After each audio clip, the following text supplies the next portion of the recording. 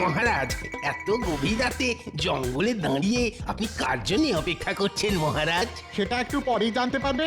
তোমার এত উতল হবার প্রয়োজন নেই, ঘুম পেলে ঘরে গিয়ে ঘুমিয়ে পড়ো। তা কেন মহারাজ? আমার জ্ঞান পিপাসু হৃদয় শুধু ওই একটু আপনার অপেক্ষার কারণ জানতে চাইছিল আর কি। আসলে অনেকক্ষণ ধরে ঠায় দাঁড়িয়ে অপেক্ষা করছি তো, তাই আর কি। ওই তো চলে এসেছে। চোখ মুখ তো কালো চাদরে ঢাকা। তা আপনি কে মশাই? প্রণাম বর্ধমান নরেশ। কৃষ্ণনগরের মন্ত্রী। ঠিক আছে ঠিক আছে, শোনো কৃষ্ণনগরের মন্ত্রী, আমি জানি তোমার বহুদিনের ইচ্ছে কৃষ্ণনগর রাজ্যের রাজা হওয়া, তাই তো? হ্যাঁ, কি আর করব বলুন, আমার সেই গুপ্ত ইচ্ছে সুপ্তই রয়ে গেল, কোনোদিন পূরণ হলো না। নবাব খাম্বাজরাজ কেউই কোনোদিন আমার মনের ইচ্ছে পূরণ করতে সাহায্য করলো না, তাই আপনার কাছে আসা। খালি হাতে বসে থাকলে সেই গুপ্ত ইচ্ছে শুধু সুপ্তই থাকবে না, কদিন পরে লুপ্ত হয়ে যাবে। শোনো কৃষ্ণনগরের মন্ত্রী, তোমার মতো আমারও বহুদিনের ইচ্ছে ওই সোনার রাজ্য কৃষ্ণনগরকে নিজের হাতে পাওয়া, কিন্তু কিছুতেই হচ্ছে না। তাই আমি একটা পরিকল্পনা করেছি। কি পরিকল্পনা? পরিকল্পনা ঠিক মতো খাটাতে পারলে ওই কৃষ্ণনগর হাতে পাবো, সেটা হবে আমার একটা অঙ্গরাজ্য। কি পরিকল্পনা বলুন বর্ধমান রাজ। শোনো, কৃষ্ণনগর রাজ্যকে বাগাতে গেলে তোমাদের দুটো পথের কাঁটাকে সরাতে হবে। কাকে কাকে বর্ধমান রাজ? দুজন তীক্ষ্ণ ক্ষুরধারী বুদ্ধিমান ব্যক্তি। শোনো শোনো, তুমি কালকে আপনি কোনো চিন্তা করবেন না, এই সব কাজে বিশাল পটু, যাকে বলে বড় খেলোয়াড়। ঠিক আছে, তুমি তোমার দাবার চাল দিতে থাকো, তারপর সুযোগ বুঝে আমিও মক্ষম চালটা দিচ্ছি। ঠিক আছে ঠিক আছে, আপনি আপনার কাজ শুরু করে দিন, আমিও কালকে রাজসভায় গিয়ে আমার কাজ শুরু করে দেব।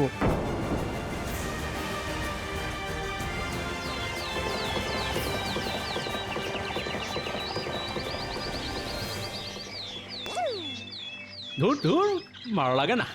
গিন্নি সকাল সকাল একটা এত বড় থলে হাতে ধরিয়ে বলে দিল বাজার নিয়ে এসো।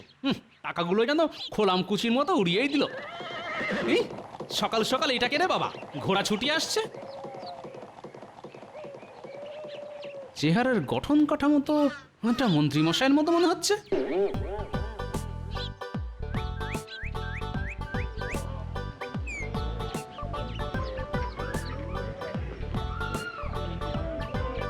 কি ভাই, তোমার এই পটল তো সকাল সকালই পটল তুলেছে। আর কি করবো বলো তো গোপাল দাদা, দিনকাল তো খুব খারাপ, বাজারে একদম টাটকা সবজির আমদানি কমে গেছে গো। ঠিক আছে, বেছে বেছে একশের আধমরা পটল দাও দেখি। নেই মামার চেয়ে কানা মামাই ভালো, মরা পটলের চেয়ে আধমরা ভালো। তা কত দাম হলো? গোপাল দাদা গো, মাত্র 2 টাকা। হ্যাঁ, সে কি, এই টেসে যাওয়া পটল 2 টাকা? না না, অত দাম দিতে পারবো না, 1 টাকা দিচ্ছি। কি আর বলবো বলো, সকাল সকাল বউনি হয়নি তো। দাও দাও, 1 টাকাই দাও।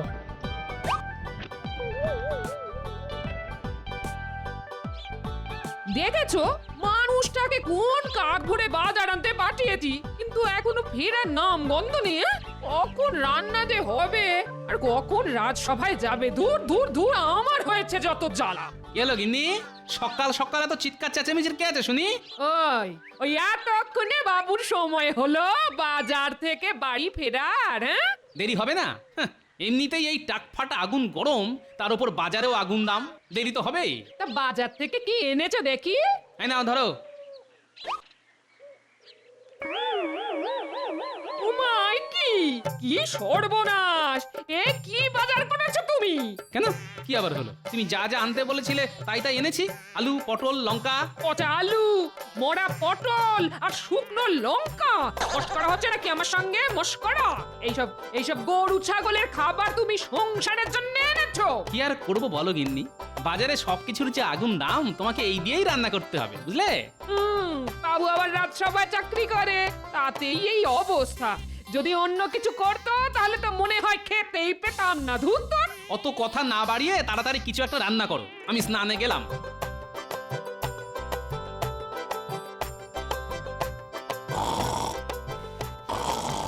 তখন থেকে কার যেন একটা নাক ডাকার আওয়াজ পাচ্ছি। সকাল সকাল রাজসভায় কে ঘুমোচ্ছে শুনি। ওই তো ওই তো মহারাজ, আপনার পাশে দণ্ডায়মান ঘোড়া স্বরূপ মন্ত্রীমশাই দাঁড়িয়ে দাঁড়িয়ে ঘুমোচ্ছে। বাইরে এত চড়া রোদ্দুর, লোকজনের ফাটছে টাক, রাজসভাতে মন্ত্রীমশাই দিচ্ছে ঘুম, ডাকছে না। আমি তো মন্ত্রী মশাইয়ের এই দিনের বেলায় ঘুমের কোনো বৈজ্ঞানিক কারণ খুঁজে পাচ্ছি না। মনে হচ্ছে মন্ত্রীমশাই গ্রহ নক্ষত্র ঝিমিয়ে রয়েছে। কি হলো কি হলো কি হলো? ও ঘোড়া মশাই, সরি মন্ত্রীমশাই, উঠে পড়ুন। কি বললে গোপাল? আমি ঘোড়া? তাহলে তুমি কি? তুমি একটা পেট মোটা হাতি। ঘোড়াই তো দাঁড়িয়ে দাঁড়িয়ে ঘুমায়, তা আপনাকে আর কি বলে ডাকবো বলুন? এর থেকে ভালো উপমা যে আর কিছু পেলাম না। খুব খারাপ হয়ে যাচ্ছে কিন্তু গোপাল, নিজে তো সারাদিন কোনো কাজ করো না, শুধু আমার পিছনে লাগা। এই তোমরা থামবে এবার। মন্ত্রীমশাই এরকম ঘুমোলে রাজ্যবাসী কি করবে? ঠিকই তো। আমি এমনি এমনি ঘুমাইনি মহারাজ, আমি সারা রাত ঘোড়ায় চড়ে রাজ্য পাহারা দিয়েছি। আমিও আপনাকে সকালবেলা ঘোড়ায় চড়ে রাস্তায় ঘুরতে দেখলাম। দেখুন মহারাজ, গোপাল আমাকে নিজেই প্রত্যক্ষ দেখেছে, আর গোপালই আমাকে ঘোড়া বলে অপমান করছে। না গোপাল, এটা কিন্তু তুমি খুবই ভুল করেছো। না জেনে বুঝে কাউকে এভাবে অপমান করা উচিত নয়। মহারাজ, আমার কি মনে হয় জানেন তো, আমাদের রাজসভা থেকে দুজন অকর্মার ঢেঁকি সভাসদকে একেবারে বিদায় করে দেওয়া উচিত। হ্যাঁ, কাদের? গোপাল আর বিজ্ঞানীকে। কেন মন্ত্রীমশাই, আমি আবার আপনার কি পাকা ধানে মই দিলাম? হ্যাঁ, সত্যি তো, আমি আবার কি করলাম? কিছুই করনি। এই মন্ত্রী, তুমি কি বলতে চাও সেটা খোলসা করে বলো তো। দেখুন মহারাজ, আমাদের সভাসদদের সকলেই কোনো না কোনো কাজ করে, কিন্তু গোপাল আর বিজ্ঞানী কোনো কাজই করে না, শুধু আসে বসে আর গল্প করে। কেন? আমি গবেষণা করি। তোমার গবেষণায় তোমার জ্ঞান বাড়ে, তাতে রাজ্যের কি উপকার হয় শুনি? হ্যাঁ, হ্যাঁ ঠিকই তো। মহারাজ, আমি তো যে কোনো বিপদ এলেই তাতে ঝাঁপিয়ে পড়ি, রাজ্যকে বাঁচাই। সেসব অতীতে যা যা করেছো সব ভুলে যাও। ভবিষ্যতে কি উপকার করবে তার কি ভরসা আছে? তা বলে রাজসভা থেকে তাড়ানোর কি যুক্তি? গোপাল, আমিও কিন্তু মন্ত্রীর সাথে একেবারে একমত। তুমি আর বিজ্ঞানী রাজসভায় কোনো কাজই করো না, আর তাই তোমাদের দুজনকে রাজসভায় রাখাই অনুচিত। আর সে কারণেই তোমাদেরকে আজ থেকে রাজসভায় ছুটি দিয়ে দিলাম। না না মহারাজ, এরকম করবেন না। বাড়িতে গিন্নি আছে, আমরা না খেতে পেয়ে মরে যাবো যে, আমাদের সংসারটা তো ভেসে যাবে। ওসব বলে আমার মন গলাতে পারবে না গোপাল। যেদিন তুমি আর বিজ্ঞানী তোমাদের দুজনের রাজসভায় থাকার গুরুত্ব প্রমাণ করতে পারবে, সেদিনই আবার রাজসভায় ফিরে আসবে, নইলে কিন্তু নয়। এ কি মহা ফাঁপড়ে পড়লাম রে বাবা। বিজ্ঞানী গোপাল অসহায় আজ, সামনে মহা ফাঁপড়, রাজসভার চাকরি হারিয়ে বেলবে তারা পাঁপড়।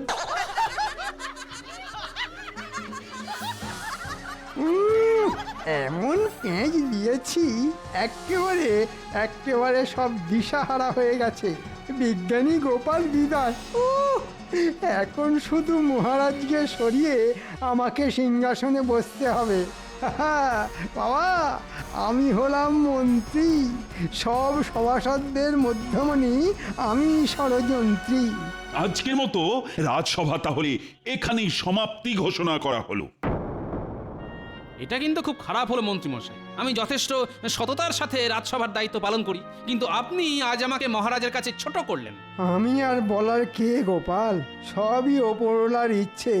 জয় ঠাকুর, জয় ঠাকুর। গোপাল, আমার মনে হয় এ রাজ্যে বসে আর গবেষণা করা হলো না। কত কিছু ভেবেছিলাম, কিন্তু সব জলে চলে গেল গোপাল। চলে আসুন বিজ্ঞানী, বেশি কথা বাড়িয়ে লাভ নেই। ভাগ্যে থাকলে আমরা নিশ্চয়ই আবার সসম্মানে রাজসভায় ফিরে আসতে পারবো। হ্যাঁ, চলো চলো গোপাল, চলো।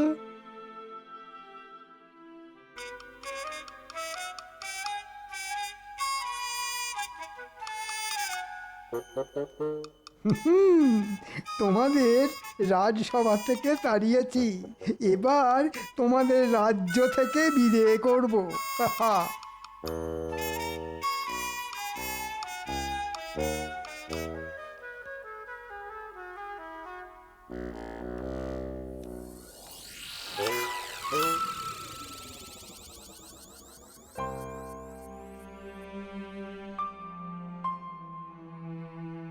বলি তোমার কি হলো? সেই রাজসভা থেকে এসে বসে আছো তো বসেই আছো, ওঠবার নাম গন্ধ নেই। আর কি বলবো বলো গিন্নি, এখন থেকে তো বসেই থাকতে হবে। বসে থাকতে হবে মানে? রাজসভার চাকরিটা চলে গেছে গিন্নি। তোমার মাথাটা কি একেবারে খারাপ হয়ে গেছে নাকি? না গো না, মাথা আমার খারাপ হয়নি, যা বলছি সত্যি বলছি। আমার আর চাকরি নেই গিন্নি, যে কটা জমানো টাকা পয়সা আছে সব মনে হচ্ছে এবার ভেঙে খেতে হবে। দূর দূর দূর, কি যে সংসারে এসে পড়েছি আমার কপাল জানে। আজকে আমাকে এই দিনও দেখতে হলো।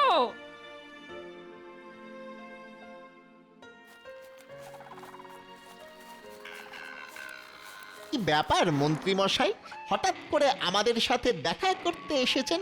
তা পথ ভুলে নাকি? আরে না রে না, একটা কাজের কথা বলতেই এসেছি। কাজটা করতে পারলে ভালো বকশিসও পাবি। দেখুন মন্ত্রীমশাই, আগে থেকেই বলে রাখছি, হ্যাঁ, আপনার কাজ যতবার করতে গেছি কিছু না কিছু বিপদে পড়েইছি। এবার সেরকম হলে করতে পারবো না, আমি আগে থেকেই বলে দিচ্ছি আপনাকে। আরে না রে না, এমন কিছুই করতে হবে না যাতে তোরা বিপদে পড়িস। হ্যাঁ, তাহলে ঠিক আছে, বলুন কি করতে হবে? গোপাল আর বিজ্ঞানী এই দুজনকে তোদের চোখে চোখে রাখতে হবে। ওরা কি করছে সেটা জানাতে হবে আমাকে। আচ্ছা মন্ত্রীমশাই, কাজ হয়ে যাবে। এবার এবার আমাদের ওই বকশিসটা। আরে বাবা, পাবি পাবি, সময় হলে ঠিক পাবি। যা এখন চটপট কাজে লেগে পড়। ধুর, এইভাবে কাজ করতে ভালো লাগে বল মোটা? হ্যাঁ, ঠিক বলেছিস। আগে থেকে কিছু হাতে গরম টাকা পয়সা পেলে না হয় কাজ করে একটা মজা পেতাম।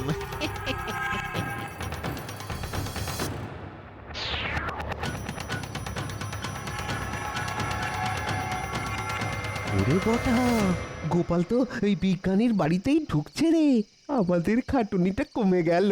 হ্যাঁ, তা যা বলেছিস। তা ঘটা, তুই চট করে মন্ত্রীমশাইকে ডেকে নিয়ে আয়, আমি ততক্ষণ ঝোপের আড়ালে বসে সব কিছু নজর রাখছি। ঠিক আছে, এই যাব আর এই আসবো। হ্যাঁ। কি গো বিজ্ঞানী, কি করছো? কি আবার করব বলো গোপাল, আমার যা কাজ, এই একটু একটা পটকা নিয়ে গবেষণা করছি। হ্যাঁ, সে কি গো বিজ্ঞানী? আরে বাবা, অনেকদিন আগে থেকেই এটা বানিয়ে রেখেছি, যদি আমাদের রাজ্যের কোনো বিপদে আপদে কাজে লাগে সেই জন্য।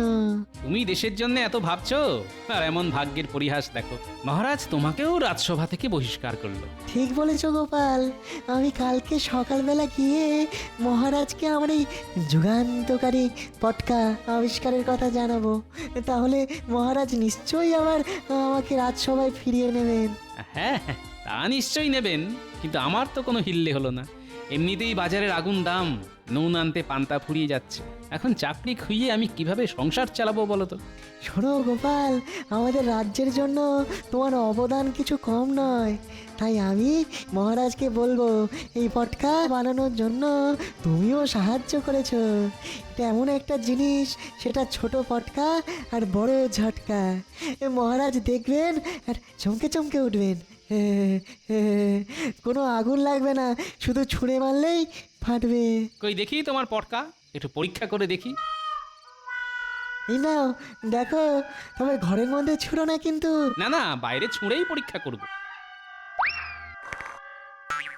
ওরে বাবারে, ওরে বাবারে, মরে গেলাম রে।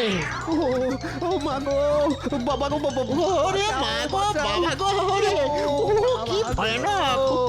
বাঁচাও বাঁচাও। এ কারা যেন ছুটে পালিয়ে গেল মনে হচ্ছে। এই কিরে,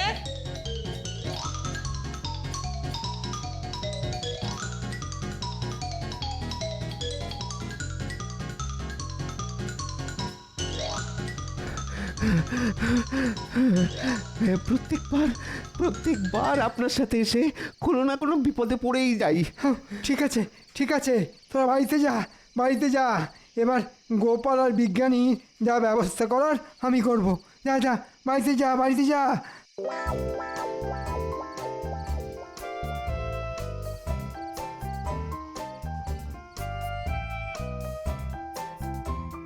মহারাজ, হে বাবা, হে কি অবস্থা তোমার? আর বলবেন না, সবই গোপালের কীর্তি। তাড়াতাড়ি সৈন্য সামন্ত নিয়ে বিজ্ঞানীর বাড়িতে চলুন, নইলে এর থেকে ভয়ঙ্কর অবস্থা আপনারও হতে চলেছে। কি বলতে চাইছো কি মন্ত্রী? জানেন মহারাজ, আপনি বিজ্ঞানী আর গোপালকে রাজসভা থেকে তাড়িয়ে দিয়েছেন বলে না, গোপাল আর বিজ্ঞানী পরিকল্পনা করে রাজবাড়ি রাজসভা সব উড়িয়ে দিতে চাইছেন। কি বলছো কি মন্ত্রী? চলো তো, প্রহরী। বলুন মহারাজ। চলো এক্ষুনি চলো, তোমাকে আমার সাথে বিজ্ঞানীর বাড়িতে যেতে হবে। যথা আজ্ঞা মহারাজ।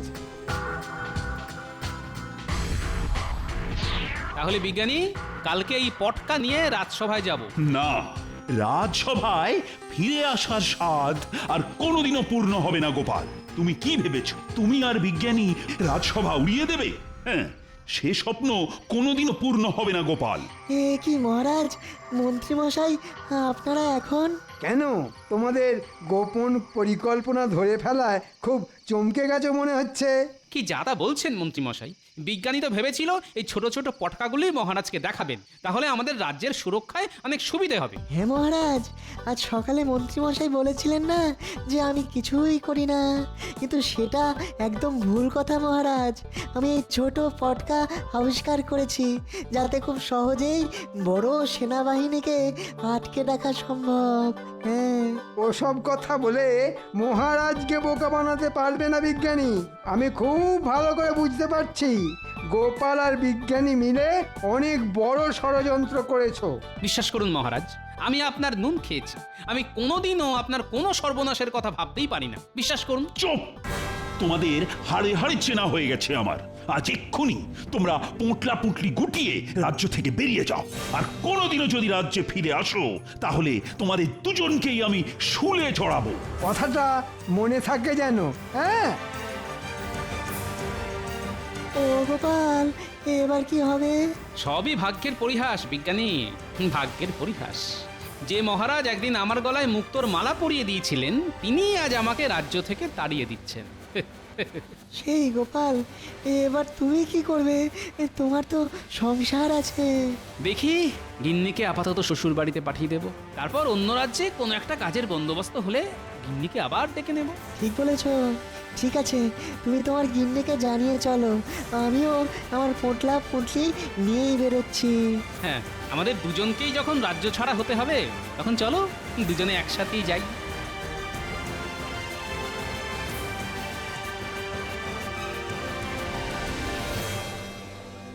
আর বেশি পথ নয় বিজ্ঞানী, এই গুহার রাস্তা পেরোলেই আমরা কৃষ্ণনগর রাজ্যের পশ্চিম সীমানা পেরোবো।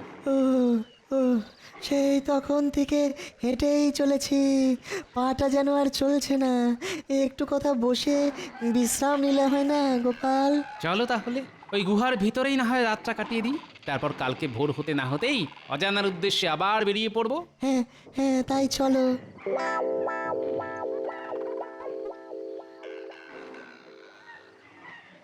মন্ত্রী, আর শুধুমাত্র এই গুহাটা পেরোতে পারলেই আমরা কৃষ্ণনগরের সীমান্তে প্রবেশ করব। তারপর এই কৃষ্ণনগর রাজ্য হবে আমাদের। আস্তে আস্তে পুঁটলি আস্তে, কেউ যেন জানতে না পারে আমরা অতর্কিতে কৃষ্ণনগর আক্রমণ করছি। সর্বনাশ বিজ্ঞানী, এসব কি আমরা নিজের চোখে দেখছি? হ্যাঁ গোপাল, কৃষ্ণনগরের সামনে সমূহ বিপদ, আর বিপদ থেকে রক্ষা পাওয়ার অস্ত্র আছে আমার কাছে। হ্যাঁ সত্যি বিজ্ঞানী? হ্যাঁ গোপাল, তবে এই দেখো তার খেলা। পালাও পালাও পালাও পালাও, শিগগির পালাও দেখি সব বোমা ছুটতে কেন? মহারাজ, ভালো কথা বলছি, ফিরে চলুন। আমরা অন্য কোনো সময় আবার কৃষ্ণনগর আক্রমণ করবো খন। এখন কেটে পড়ুন, পালাও। আচ্ছা বিজ্ঞানী, তোমার আবিষ্কারের একটা উড়ন্ত জুতো ছিল না, সেটা সাথে এনেছো? হ্যাঁ এনেছি তো, এই নাও। বিজ্ঞানী, তুমি মহারাজের কাছে চলো, আমিও ওই ব্যাটা দুটোকে তুলে নিয়ে যাচ্ছি।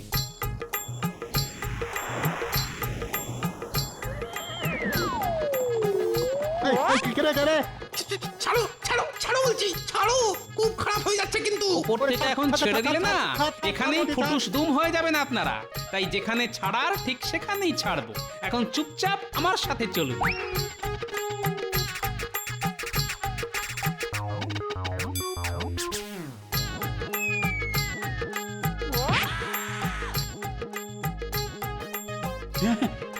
গোপাল, এখানে উড়ে উড়ে আপনার অগোচরে এই বর্ধমান রাজা, মন্ত্রী আর সেনাদল সবাই মিলে আমাদের রাজ্য আক্রমণ করে। তখন আমি আর গোপাল মিলে আমার বানানো বোমা দিয়ে ওদের আক্রমণ ঠেকাই। সব সেনারা পালিয়েছে, শুধু এদেরকে ধরে এনেছে গোপাল। হ্যাঁ, আমার মাতৃভূমি বলে কথা। তা রাজ্য যখন বিপদে, তখন তাকে না রক্ষা করে কি করে যাই বলুন তো মহারাজ? সব সব হয়েছে ওই মন্ত্রীটার জন্যে। ও বললো ঠিক কায়দা করে গোপাল আর বিজ্ঞানীকে কৃষ্ণনগর রাজ্য থেকে সরিয়ে ফেলবে, আর রাজ্য হাতাবো আমরা। সব পরিকল্পনায় জল ঢেলে দিল। মন্ত্রীর এত বড় সাহস! দেখলেন মহারাজ, আমরা নির্দোষ, শুধু শুধু আমাদের ফাঁসানো হয়েছে। আজ আমি মন্ত্রীকে ছাড়বো না, বেটাকে মেরেই ফেলবো। প্রহরী, তুমি এই বর্ধমান রাজার মন্ত্রীকে বেঁধে রাখো, আর মন্ত্রীকে আজ আমি উচিত শিক্ষা দেব। আর গোপাল, বিজ্ঞানী, তোমরা আমায় ক্ষমা করো। ভুল বুঝে আমি তোমাদেরকে অনেক কথা বলেছি, কিছু মনে করো না যেন। আজকে থেকে তোমরা আবার সসম্মানে রাজসভায় আসবে। তোমাদের এই উপকার আমি কোনোদিনও ভুলবো না। সবই মহারাজ বিজ্ঞানীর আবিষ্কার করা ছোট পটকার বড় ঝটকার কামাল। আর এখন আমি মন্ত্রীকে একটা ঝটকা দেব। দাঁড়াও মন্ত্রী, দাঁড়াও বলছি, দাঁড়াবে মন্ত্রী। ভুলে গেছে মন্ত্রী, মহারাজ।